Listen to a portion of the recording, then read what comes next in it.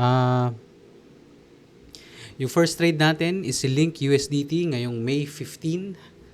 So, ito yung tina-target ko. Tingnan natin, baka i-touch niya to, then tumuloy siya bumaba eh. Let's see. Natin to.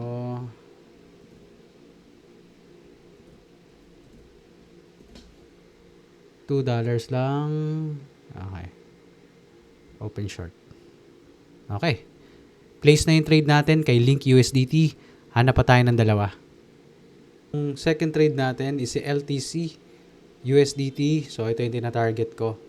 Sana mang-whip muna rito sa price point na to. No?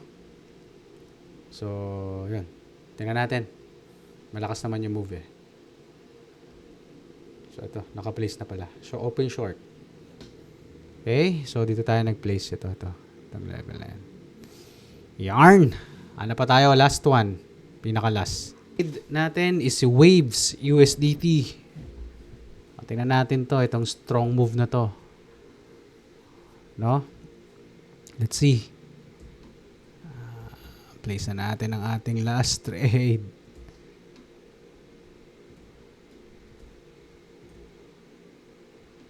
Pagkatapos nito, ililist down ko siguro yung nangyari. Stop level. Profit level. Entry ko mali. Yan. Release down ko na yung mga errors na ginagawa natin para ma-avoid na natin sa susunod na session natin. 100 trades ulit yung plano ko eh. 100 trades na 2.5 siguro na risk reward. 2 or 2.5. Pag 3 kasi parang walang allowance yung stop loss eh. No? Tingnan natin. So place ko na to.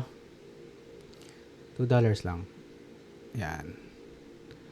So, kompleto na yung ating trades for tonight. So, meron tayong Link USDT, LTC USDT, at saka si Waves USDT. So, bukas, tingnan natin kung anong results ng mga trades natin. And then, after nun, magre-review na ako ng mga trades and gagawa ako ng rule ko. Okay, ito na yung results ng trades natin kagabi. So, first trade natin is si Link USDT. Panalo tayo kay Link. Tinat siya dun, oh. Yun, oh. Muntik pa tayo ma-stop out. Pero, yun, ni-retest lang pala tong support level na nilagay natin. And then, tumuloy na siya. Okay? Yung second trade natin is si LTC USDT. LTC, ano nangyari sa'yo, par? Na-stop out tayo. Hindi tumuloy pababa. You know?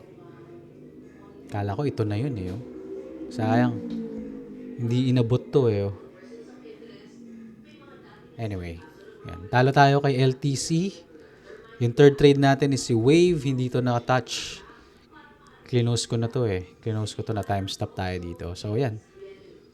Hindi na-touch yung mga orders natin. Yung order natin kay Wave USDT. So, I think nakompleto na natin yung 100 trades. So, mobra pa nga, 105 trades, no? Meron tayong 32%. Kaya lang halo kasi yung risk reward nito eh. From February, parang 1:2 lang tayo nun. Tapos bigla tayong kalagitnaan. Naging 1:3. So, may siguro, babawasan ko yung risk reward ratio, unti-untiin ko. Same strategy pa rin, same hulalysis pa rin, ano? Pero bababaan ko lang yung risk reward. No, 100 trades ulit ako. Tingnan natin. So, yeah, hanap tayo ng 3 trades. And yung risk reward natin, babaguhin na natin. It's either 1:2 na lang tayo or 1:2.5. Pwede siguro.